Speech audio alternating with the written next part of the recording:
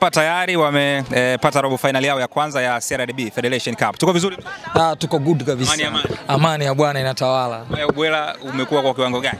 Ubaya ubwela bado unaendelea. Kama tunavyoendeleza ubaya ubwela kwenye ligi na tumeuendeleza huko kwenye federation. Mambo yanakuwa mazuri sana. Mambo mazuri. Yeah. Hii robo ya kwanza mnahesabu ama ndogo sana? Sisi tunaendelea kuhesabu, labda na wenzetu pia waendelee kutuhesabia kwamba waelewe kabisa kwamba Tanzania timu kubwa ni Simba na kila sehemu inashiriki inafanya mambo mazuri. Yeah. Sio ni vimahani kidogo nione vizuri au? Basi sawa. Kitu kinachofuata ni kule Misri. Timu yenu namna ambavyo mmeiona, pengine sehemu gani ambayo inawapa matumaini makubwa sana kuelekea kwenye hizi mechi mbili za robo finali? Hii mechi ya leo isije ikakuwekea kipaumbele sana kuichambua kwamba mechi ya Misri itakuwaje, kwa sababu mechi ya Misri ni mechi ambayo tumejipanga nayo. Kikubwa tupate alama 3 au tupate hata suluhu kule, itakuwa imetusaidia zaidi. Kwa hiyo na imani kwa uwezo mkubwa wa Fadru ataweza kutufanyia maajabu na timu yetu ikasonga mbele zaidi, kwa sababu kwanza mechi tunaangalia zaidi ni ya kule ugenini. Tukishafanya kule vizuri, basi hapa nyumbani kwetu itakuwa nyepesi zaidi.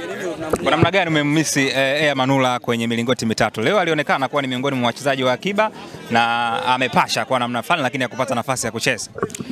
Manula kusema kweli ni mchezaji wetu na ni mchezaji wa Simba. Kwa hiyo matakwa wa mwalimu anapoamua kwamba fulani adake au fulani akae benchi, yeye ndo anajua, kwa sababu yeye ndo anakaa na wachezaji na yeye ndo anaelewa muda wote anakuwa nao mazoezini. Kwa hiyo Air Manula kama atarudi kwenye goli, basi sisi tunahitaji timu yetu iwe na defense nzuri. Kwa hiyo kama akirudi, baraka zote sisi mashabiki ni kumsupport. Kama ataendelea kukaa benchi vile vile, sisi bado tunaendelea kusupport kwa sababu tunaisupport timu yetu ya Simba. Bwana mimi nikushukuru. Shukrani. Kofia vipi? Poa poa. Uko vizuri? Niko vizuri. Hapo la magoli leo hakuna.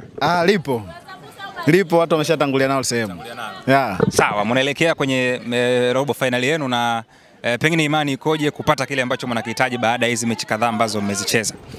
Imani ipo kubwa kwa sababu ukiangalia hata Almasi wale pasipo kuwasahau waisha kufika katika ardhi ya Tanzania na tulitoka nao 2-2, kwa sio wageni sana, ila kwa sababu kikosi chao imani tumekiona jinsi ninavyocheza, tumeona wachezaji wao, tuna imani na timu yetu itaenda kufanya vizuri ugenini.